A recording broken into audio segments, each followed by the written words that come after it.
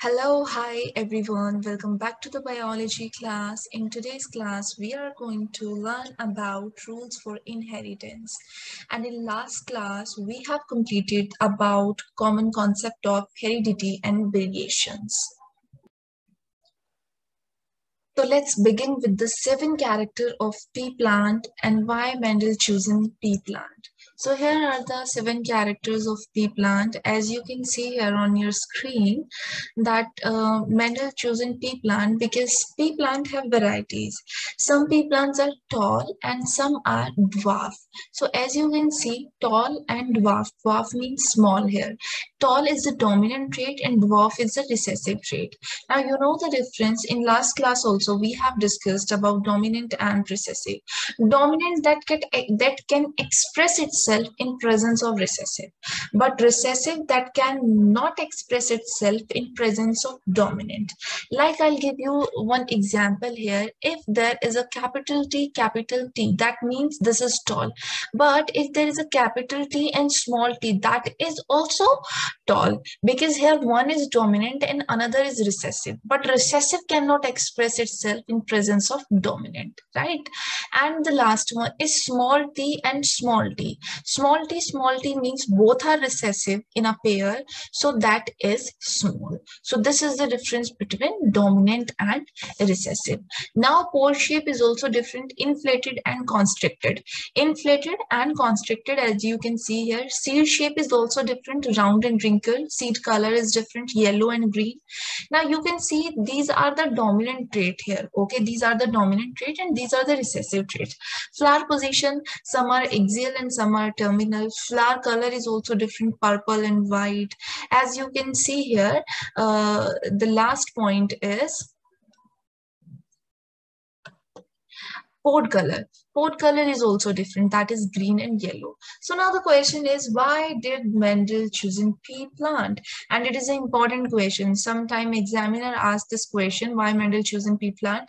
So you can absolutely write that different varieties of trait are available in pea plant. Okay, as you can see here, 7 traits are present here.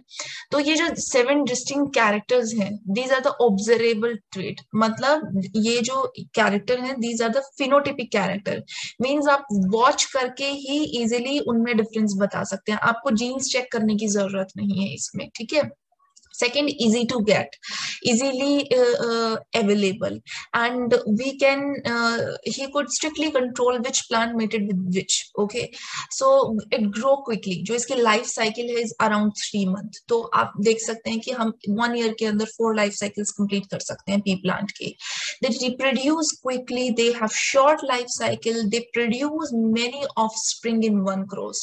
Means आप एक cross करेंगे आपको बहुत सारे offspring मिलेंगे and you can identify them and you can study them easily. Okay, so this is the only reason Mendel chosen pea plant. आप ये सारे character लिख सकते हो. 3 marks में 2 marks में ये question पूछा जाता है, तो you can write 7 different character.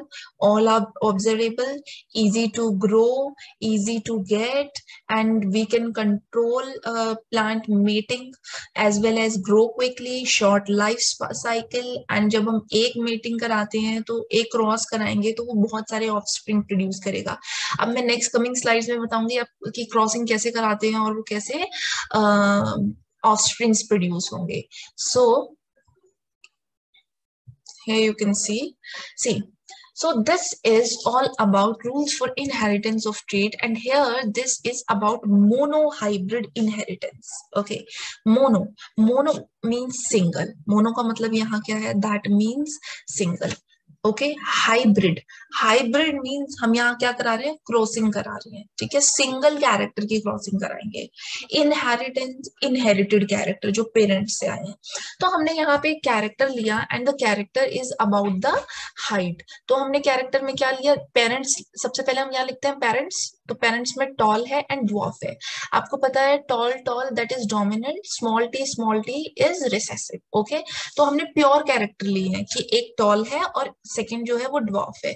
अब इसके हमने गैमेट बनाए, गैमेट के अंदर हमने एक यहाँ पे गैमेट आ गया, गैमेट में क्या होता है सिंगल हो जाते हैं, राइट।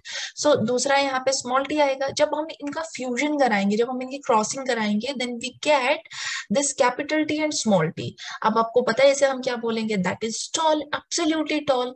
ठीक है, अब क्योंकि इसके अंदर डोमिनेंट कैरेक्टर प्रेजेंट है और डोमिनेंट टॉल है, रिसेसिव टी जो है वो अपने आप को एक्सप्रेस नहीं कर सकता डोमिनेंट की प्रेजेंस में। अब हमने क्या किया, जो हमें first generation F1 generation means first filial generation, जो हमारे पास पहली जनरेशन आई, उसकी हमने दोबारा सेल्फिंग कराई उन सारे प्लांट्स की। तो जब हम उनकी दोबारा सेल्फिंग कराते हैं तो हमें गैमेट्स मिले, गैमेट्स में हम क्या करेंगे, सेपरेट कर देंगे।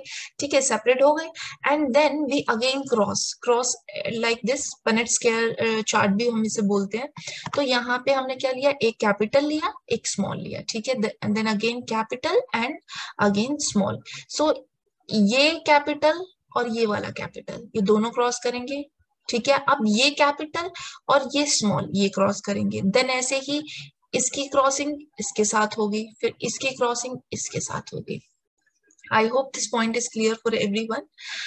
सो जब हमने क्रॉसिंग किया तो you will see that the ratio is 3:1 and 1:2, 1:2:1, दो रेशोज आए हमारे पास। Okay, sorry, last slide. So here is the last slide. So यहाँ पे आप दो रेशो देखेंगे and these two ratios are phenotypic ratio and genotypic ratio. अब क्या डिफरेंस है phenotypic and genotypic में? phenotypic है कि आपको साफ देखने से पता चल रहा है, जब आपने क्रॉसिंग कराई आपने देखा कि 3 जो प्लांट है वो टॉल है और एक प्लांट जो है छोटा है, तो आपको देखने से ही आप जो कैरेक्टर है उसको ऑब्जर्व कर सकते हो। ठीक है, by seeing only. So that is phenotypic ratio and here is 3:1. Genotypic ratio means you have to check genes. अब जीन्स चेक करेंगे हम, तो यहाँ पे देखिए प्योर टॉल तो एक ही है इसके अंदर। ओके, प्योर टॉल कौन सा है, सिर्फ ये वाला प्योर टॉल है, बट ये जो दो है ये हाइब्रिड टॉल है। हाइब्रिड मतलब कि हाफ इसके अंदर रिसेसिव का कैरेक्टर है बट वो अपने आप को एक्सप्रेस नहीं कर सकता। सो 1:2 and the last one is dwarf, that is pure dwarf. वो तो ड्वार्फ हमेशा प्योर ही रहेगा, तो 1:2:1, so that is genotypic ratio, where we check genes, that is genotypic ratio. But सिर्फ ऑब्जर्व करने से ही अगर आप बता सकते हैं तो वो क्या होगा आपका phenotypic ratio. I hope this point is clear for everyone. Monohybrid cross. Now dihybrid cross. See, monohybrid और डाईहाइब्रिड में मेन डिफरेंस क्या है, मोनो में हमने एक सिंगल कैरेक्टर लिया था, टॉल की जगह आप कोई और दूसरा कैरेक्टर भी ले सकते हो, जो हमने 7 कैरेक्टर्स रीड किए थे, pod colour, seed shape, seed size, flower position, कोई भी ले सकते हो। ठीक है, that was one example only. अब now dihybrid cross, dihybrid cross में हम क्या करेंगे, दो कैरेक्टर लेंगे। तो दो कैरेक्टर में हमने यहाँ पे दो कैरेक्टर्स लिए हैं, as you can see here on your screen, round and yellow.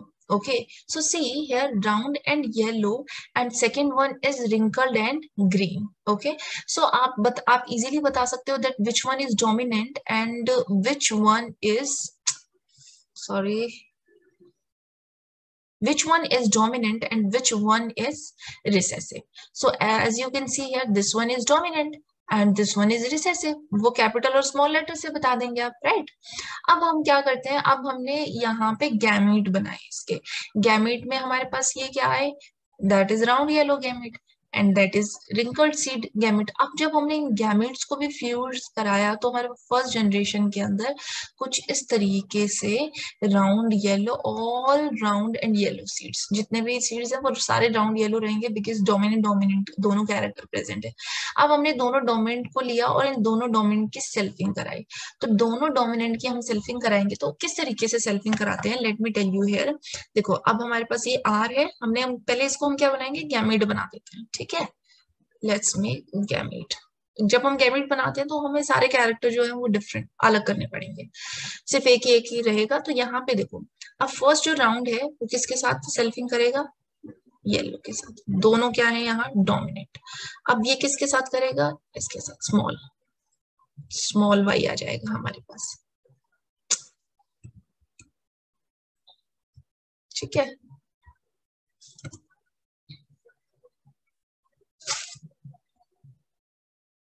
So here is small y। Now ये जो है पहले इसके साथ करेगा तो यहाँ किसकी फॉर्मेशन होगी, स्मॉल r कैपिटल Y, फिर इसके साथ करेगा स्मॉल r स्मॉल y। ठीक है।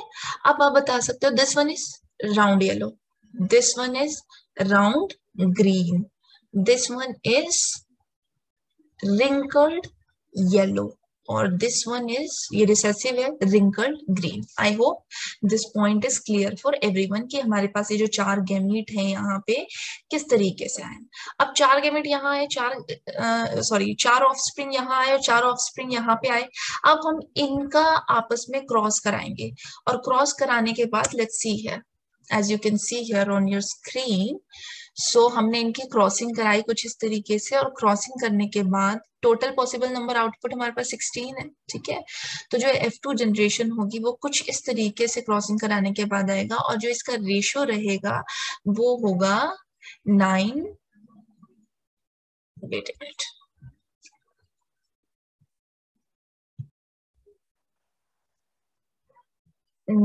so ratio will be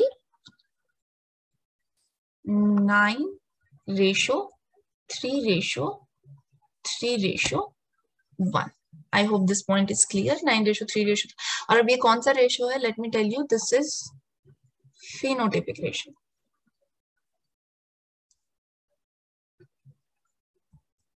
okay।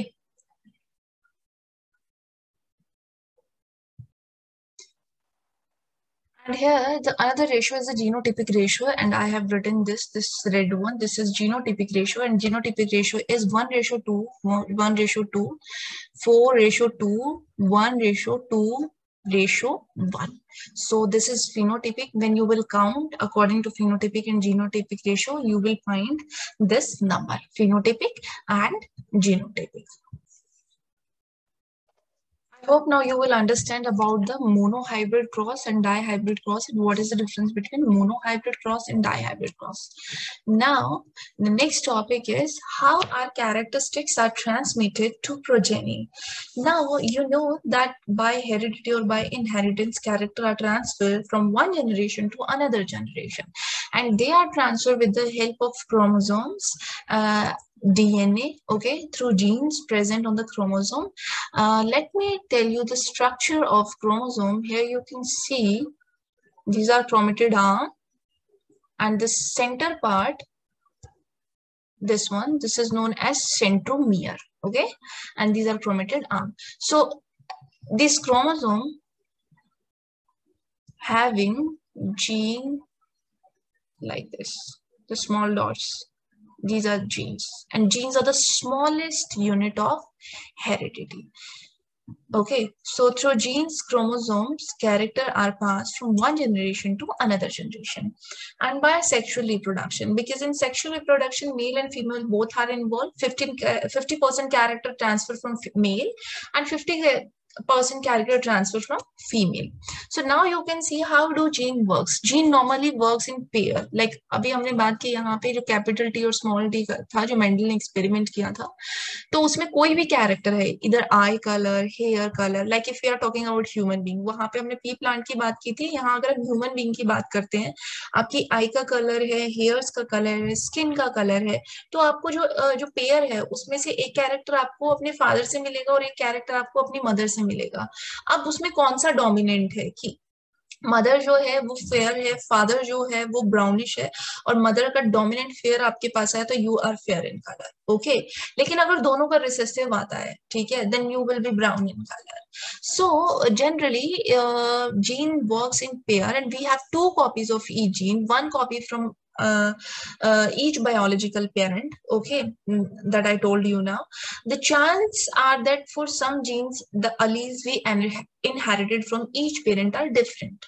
आपको पता है कि दोनों से हमें, जब आई का कलर है ब्लैक, ब्लैक भी हो सकता है दोनों का, तो ब्लैक भी हो सकती है हमारी आई। अब अगर दोनों का ब्लैक है और ब्राउन दोनों के रिसेसिव है, तो दोनों से अगर हमें रिसेसिव कैरेक्टर मिला तो मे भी हमारी आई का कलर ब्राउन हो सकता है।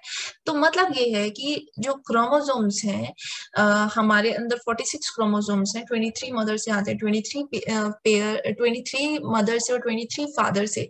तो उनमें जो जीन है, एक जीन हमारा फादर का रहेगा और एक जीन हमारी मदर का रहेगा।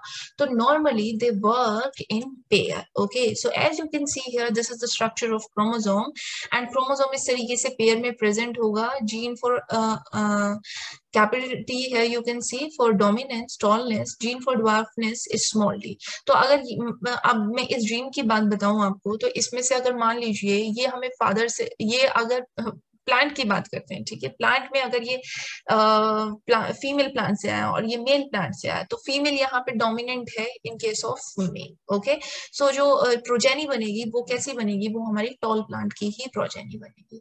आई hope this point is clear for you all कि how characters are transmitted from one generation to another generation. Okay, now the next part is how blood groups are inherited. It's a very interesting topic and it's a very simple topic as well. Okay, so आपने सुना होगा blood group A, B, AB and O. ठीक है, generally we have 4 type of these blood group, A, B, AB और O. ये blood group भी pair में ही काम करते हैं। कैसे पेयर में काम करते हैं, कैसे हमें हमारे पेरेंट्स से ये blood group inherited होते हैं। Like see, अगर मैं बात करूं ब्लड ग्रुप ए की, ठीक है, blood group A is dominant, ठीक है, A is dominant, B is also dominant, A B है तो दोनों ही डोमिनेंट है यहाँ पे, और the last one O is always recessive. Okay, in front of A B और ए बी, अगर वो अकेला है तो वो डोमिनेंट रहेगा ही। सो नाउ अब देखो, अगर किसी पर्सन का ब्लड ग्रुप ए है तो उसके जीनोटाइप क्या हो सकते हैं, ए और ओ हो सकता है या दोनों ए हो सकते हैं। ब्लड ग्रुप बी है तो बी ओ हो सकता है या बी बी हो सकते हैं। ठीक है, अब ए बी का तो ए बी ही रहेगा, उसका कोई ए ओ और बी, क्योंकि 4 पेयर नहीं हो तो पेयर में सिर्फ 2 ही प्रेजेंट होंगे यहाँ पे। सो यहाँ पे अब जो ब्लड ग्रुप ओ है तो उसमें 100% श्योरिटी है, जैसे ए बी की है वैसे ही ओ की, कि उसका जो जीनोटाइप है वो ओ ओ ही होगा।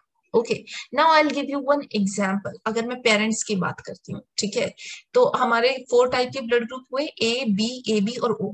डोमिनेंट कौन कौन से हैं इसमें, ए बी, और ए सिंगल डोमिनेंट, बी भी dominant, A B dominant and O is recessive. Okay, now see this is the example. So इस केस में क्या है, आप देखेंगे यहाँ पे जो फीमेल है, ठीक है, उसका ब्लड ग्रुप है ए। ओके, और जो मेल है उसका ब्लड ग्रुप है बी। अब जो ए बी है उसमें साथ में जो पेयर में है, इसमें ओ है और इसमें भी क्या है, ओ प्रेजेंट है। तो जो इन अब फादर और मदर का देख रहे हैं हम, तो फादर का ब्लड ग्रुप ए है, सॉरी, एंड मदर का ब्लड ग्रुप क्या है, बी है। तो फादर का ब्लड ग्रुप ए और मदर का ब्लड ग्रुप बी है, तो जो प्रोजेनीज होंगी, बेबीज होंगे, उनका ब्लड ग्रुप क्या हो सकता है। क्वेश्चन इस तरीके से आते हैं एग्जाम में, आपको दे दिया जाएगा, if mother having blood group A and father having blood group B, then what will be the possibilities for progeny, कौन कौन सी प्रोजेनीज हो सकती हैं। So here are the chances of 25 for each. Okay, कैसे, कि अगर मैंने यहाँ पे आपको क्रॉसिंग करके दिखाई है, ठीक है, जब हम सेल्फिंग करते हैं, क्रॉसिंग करते हैं, तो ये ए जो है ये किसके साथ पहले मीट करेगा, बी के साथ, तो 25% चांसेस इसके हो गए। ठीक है, फिर जो ये ए है करेगा ओ के साथ, तो 25% ए ब्लड ग्रुप के चांस हो गए। नाउ ये ओ जो है वो बी के साथ करेगा, 25% इसके हो गए, और जो बी है फाइनली फिर जो ओ है वो ओ के साथ ही करेगा, so 25% chances for O. So you can say कि यहाँ पे 25% चांसेस हैं for each blood group. A B भी हो सकता है, ए ब्लड ग्रुप भी हो सकता है, बी ब्लड ग्रुप भी हो सकता है, और ओ ब्लड ग्रुप भी हो सकता है उस केस के अंदर। ओके, अब देखिए, अगर मदर जो है उसका ब्लड ग्रुप है ए और फादर जो है उसका ब्लड ग्रुप भी ए है, और दोनों में पेयरिंग भी ए की ही है, तो यहाँ आपको बिना क्रॉसिंग करे ही आप बता सकते हो कि 100% chances for the progeny that blood group will be A only. ठीक है, लेकिन अगर मैं क्या करूं, यहाँ जो ये ए है उसकी जगह ओ कर दूं दोनों में, ठीक है, दोनों को मैंने ओ बना दिया यहाँ पे जो पेयर में है, तो chances will be 50% chances for A or 50% chances for O. I hope this point is clear for everyone, how these blood group will work. Okay. So here this topic is completed. How blood group are transmitted, how character are transmitted, what is monohybrid, what is dihybrid, what is genotype, what is phenotype. If any concept is not clear for you guys, so please comment me and let me know. And if you like this video, so please comment and let me know about other topics you want to watch. Thank you so much.